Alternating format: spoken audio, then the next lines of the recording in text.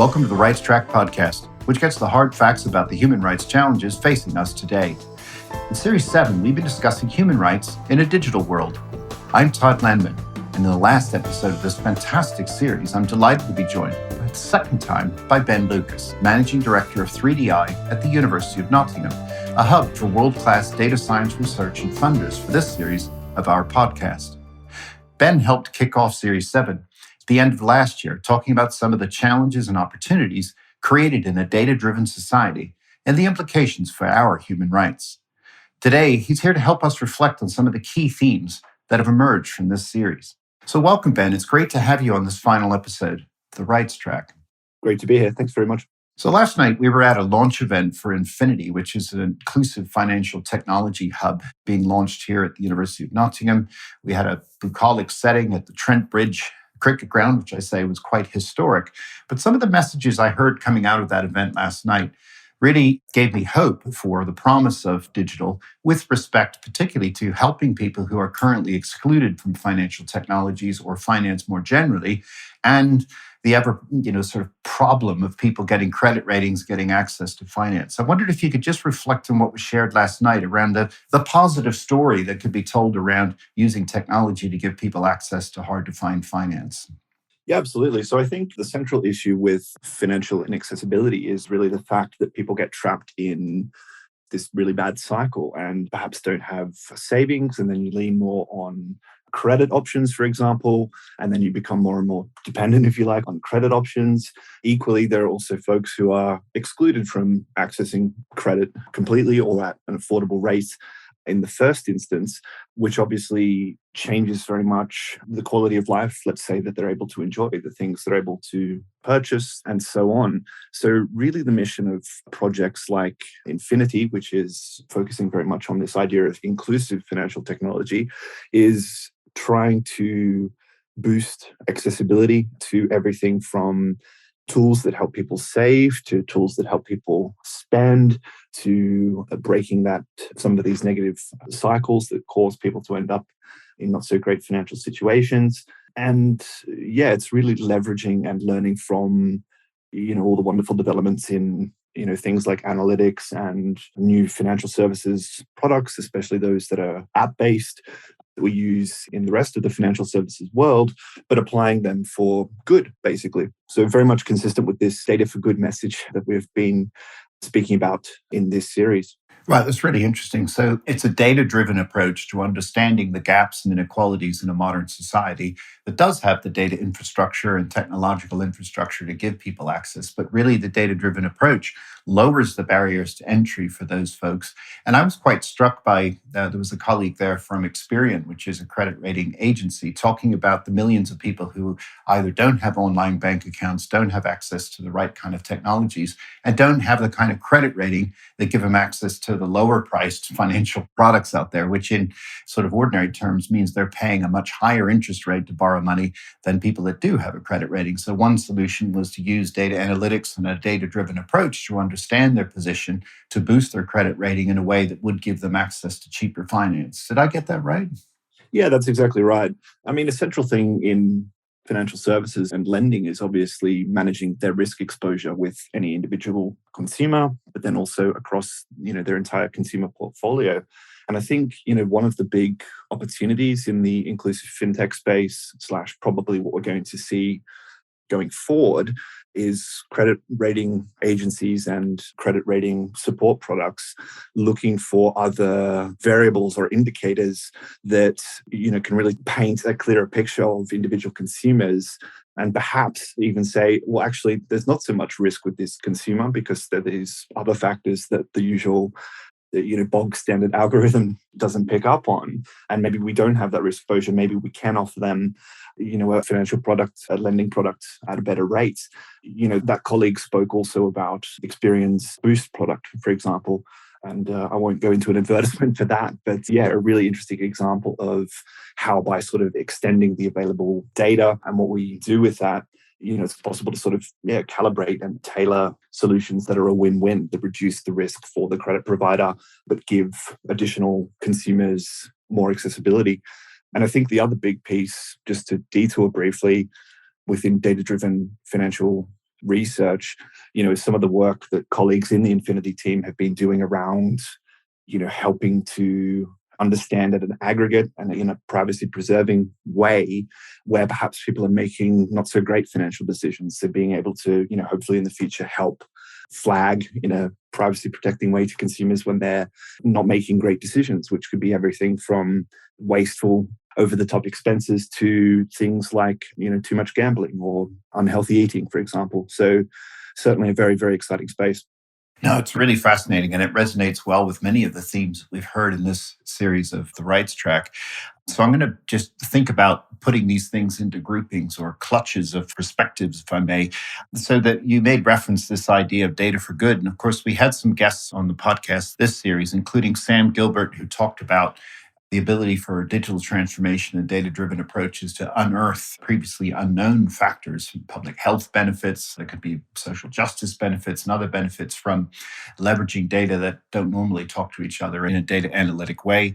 Wendy Betts told us about really preserving the chain of evidence, using visual imagery, but that's date stamped, time stamped, location stamped, and then preserving the metadata that sits behind an image for verification for the investigation of human rights abuse and human rights crimes.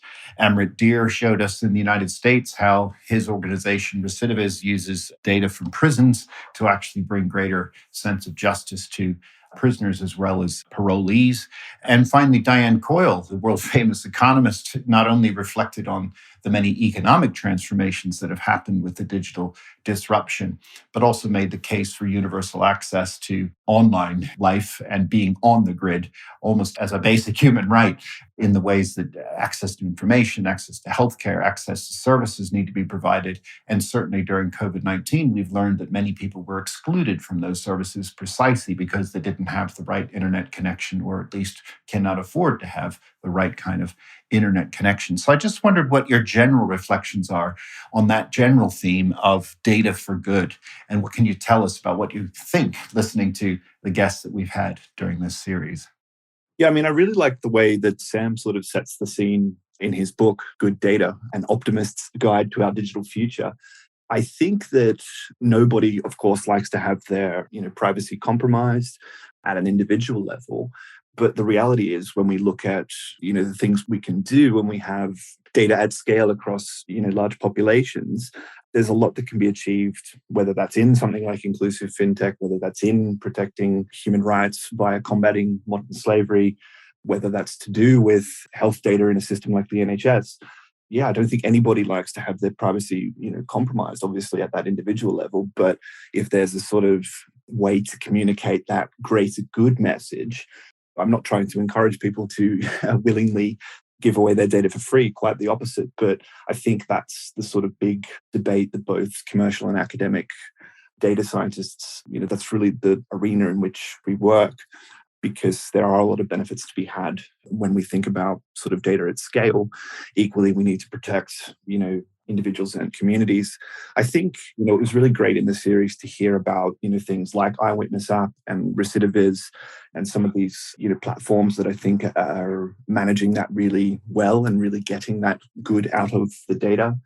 Yeah, I think that's been really nice. There's a lot we can say also on the subject of, and I think this is more of a frontier theme, but artificial intelligence in particular, which came up a few times, which I think is going to be the next, well, already is actually the next big frontier in terms of talking about, transparency and fairness, especially because we're applying these tools to these large data sets.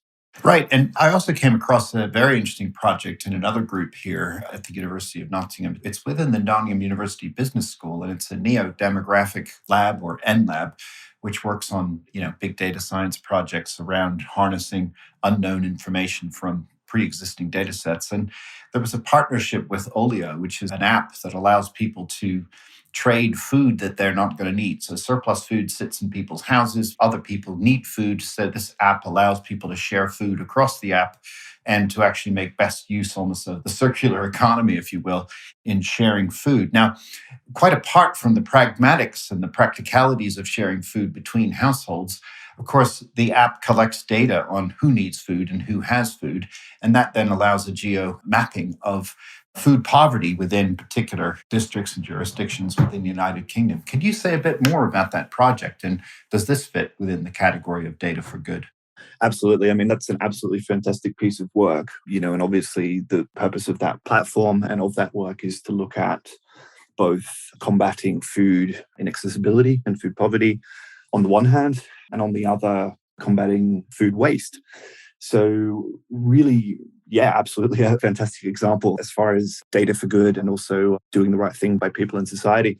I think it is also a great example of this idea that we can, log data from sharing platforms and, really whatever platform in an ethical way, in the work those that colleagues in NLab are doing, so it's all privacy preserved data. It's possible to get a, useful enough geotagged picture of how this sharing is taking place such that it can be understood at a network level, but it's not giving away, exact locations. It has no identifiers of who's linked to it.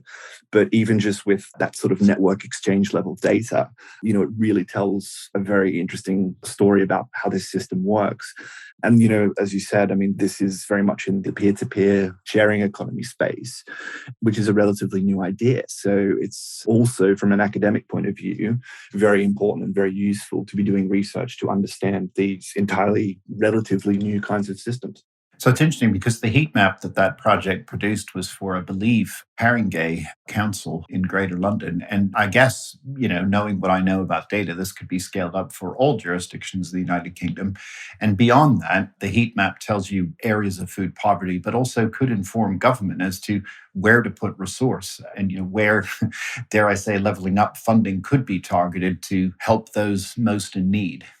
Yeah, absolutely. I mean, as I understand it, that works, being incredibly useful for the platform and how it's looking to grow and continue to be successful. But yeah, absolutely. That's really another key thing here is the value these platforms have for policymakers, for government, indeed. Yeah.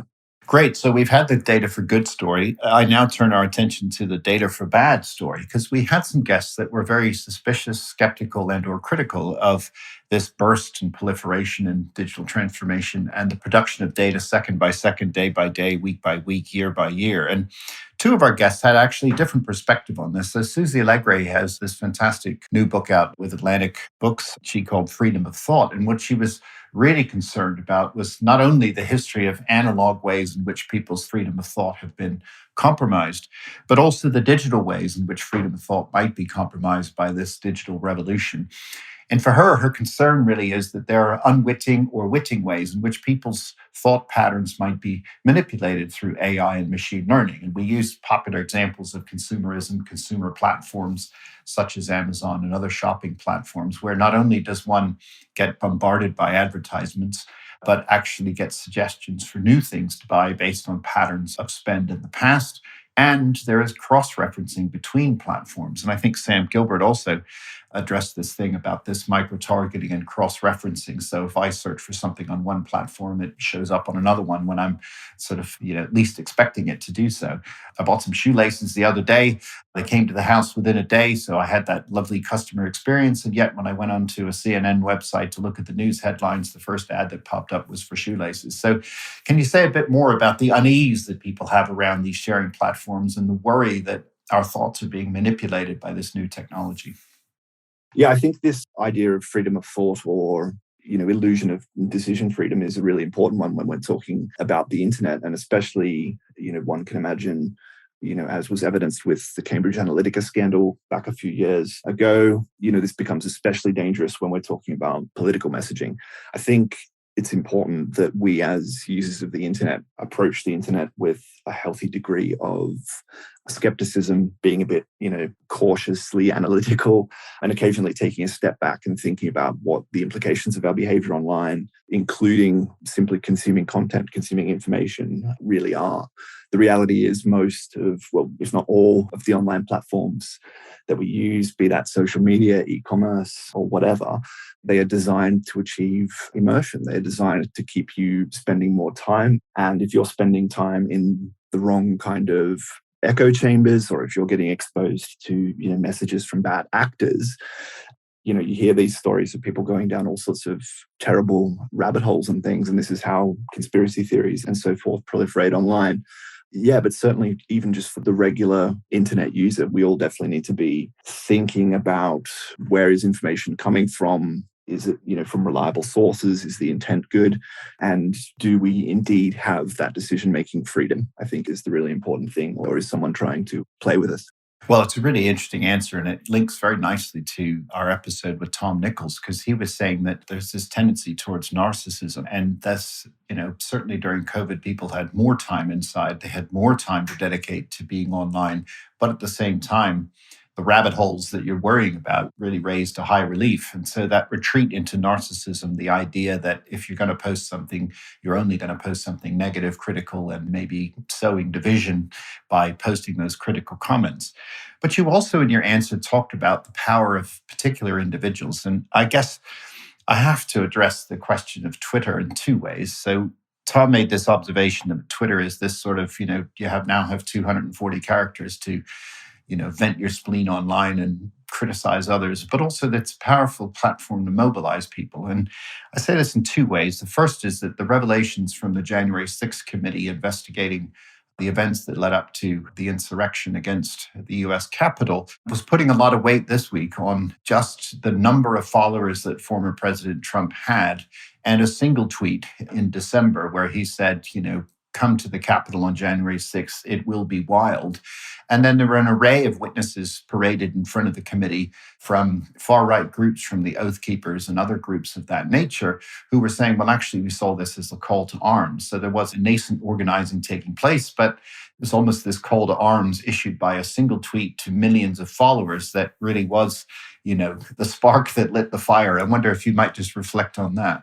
Yeah, I think for anyone currently also trying to keep up with / decipher the story in the news about Elon Musk putting in an offer to buy Twitter, which has now fallen through, I would use that lens to sort of explore this, because one of the goals that I think he was seeking to achieve in taking over Twitter was really opening up its potential for free speech further. But yeah, for anybody sort of observing, that's a really tricky one, because sometimes when the speech is, that there should be free speech, but people should be saying, hopefully nice things within that freedom, and not denying the rights of others and not weaponizing free speech to stir up trouble. I think it's really, we touched on this in the first episode of the series as well. The really big question with social media is, who's the editor-in-chief? Is it everybody or is it nobody? And which is the better format? Yeah, and we talked about that unmediated expression and unmediated speech, and that Martin Shannon, as well as Tom Nichols, talked about how traditional media organizations have had that mediating function and the editorial function, which is lost when you have an open platform in the way that Twitter has, even though they did, in the end, deplatform former president. But I want to get back to that. The task of the January 6th committee is not only to say we think there's a causal link between this tweet and people doing things, but they will also need to demonstrate the intentionality of the tweet in and of itself. And I think that's a major concern, because there's certainly ambiguity in the language. Saying, come to the Capitol, it's going to be wild, doesn't necessarily convert into a mass uprising with weapons and an insurrection. So there's a tall order of, I would say, legal proof above reasonable doubt that needs to be established were one to go down that legal route. But if we look at Elon Musk, here is one person who's exceptionally wealthy in the world who can buy an entire platform.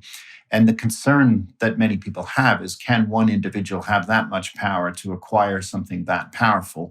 And we don't know if the deal's fallen through, because, there are some legal wranglings going on at the moment about whether he could actually withdraw at this late stage in the purchase process. But be that as it may, I wonder if you might just reflect on this ability for a very wealthy single individual to take control of a platform as powerful as Twitter. So I think it's a really complicated one. It's really one of the most complicated questions within the social media space, because these platforms are ultimately businesses. There's a founder, there's a CEO, there's a board, there's that leadership and hopefully accountability and responsibility. It is really a tough one. One wonders about a future where, in the same way you've got the OpenAI Foundation, for example, or you've got, other truly sort of open peer-to-peer kind of platforms. If we think about how the, internet is, or technology is trying to decentralize things like finance in the future, wonders if there's sort of an alternative model that could solve some of these problems. I think the narrative, though, to speak, specifically about Elon Musk that he's been putting forward was really just to open up Twitter even further, taking that sort of laissez-faire kind of approach and, letting free speech just sort itself out. And again, free speech is and can be a good thing.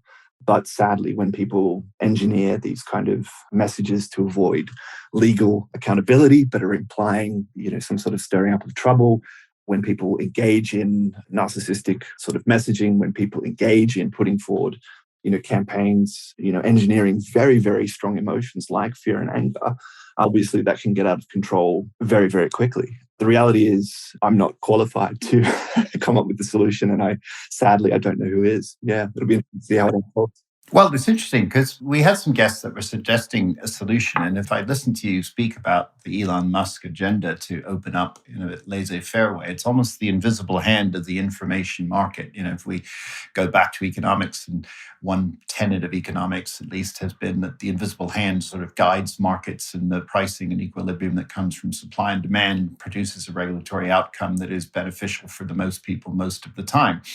It's a somewhat naive view because there's always winners and losers in economic transactions. So, counter to this idea of the visible hand of the information market, we had quite an interesting set of thoughts from Martin Shannon and from Susie Legri on the need for regulation. And that really does take us back to the beginning of this series of The Rights Track, where you made the observation that tech is advancing more quickly than the regulatory frameworks are being promulgated, that there's this lag, if you will, between the regulatory environment and the technological environment. So I wonder, just for your final reflections, that really what both Martin Shannon and Susie Legri are saying, that if tech is neutral, we need to go back to ethics, morality, law, and a human rights framework to give us the acceptable and reasonable boundary conditions with which all this activity needs to be thought about.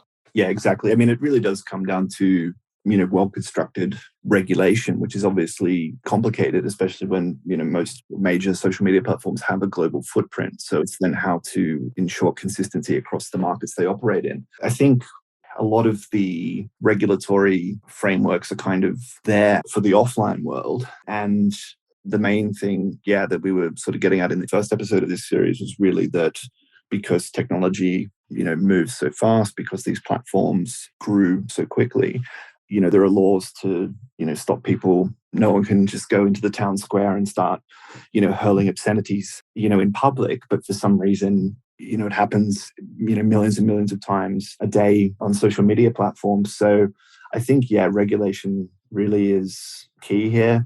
But the other thing is, I would say the people that misuse the definition and excuse of free speech should actually really look up the definition of free speech again. Well, it's this idea of doing no harm. I think I mentioned this notion of a Hippocratic oath, if you will, for the digital world, that, you can engage but do no harm. And what people conceive and perceive as harm, of course, is open to interpretation, but that's a general kind of impulse behind this. And, this distinction between the offline world and the online world is also really, really important. So Tom Nichols invites us to maybe get off the grid occasionally, go back into our community, say hi to our neighbors, volunteer for things, and experience humanity face to face in the offline world a bit more than we're experiencing in the online world. And of course, the appeal to morality, ethics, law, and a human rights framework is going back to, basic philosophy, basic conceptions of rights, basic conceptions of law, to make sure that, our offline world thoughts can be applied to our online world behaviors. So, these are super deep insights. And as the world progresses, as technology progresses, as the interconnections between human beings progress in ways that we've seen over the last several decades through the medium of digital transformation and this ever expanding digital world, it does make us pause at this moment to say that actually reflect on human dignity, human value, integrity, and accountability and responsibility for the kinds of things that we do both within the offline world and the online world. And you've given us much to think about here, Ben. Certainly across the many episodes of this series, you kicked us off with this great, offline, online regulation versus tech dichotomy that we all face. And we've heard from so many people evangelizing the virtues of the digital world, but also raising significant concerns about the harm that can come from that digital world if we allow it to run unchecked. So for now, it's just my job to thank you, Ben, for coming back on this final episode, giving us a good wrap-up set of reflections on what you've heard across the series. And thank you ever so much for joining us today on this episode of The Rights Track. Thanks so much. Thanks for listening to this episode of the Rights Track podcast, which was presented by Todd Landman and produced by Chris Garrington of Research Podcasts, with funding from 3DI. You can find a full transcript of this episode on the website at www.rightstrack.org, together with useful links to content mentioned in the discussion. Don't forget to subscribe wherever you listen to your podcasts to access future and earlier episodes.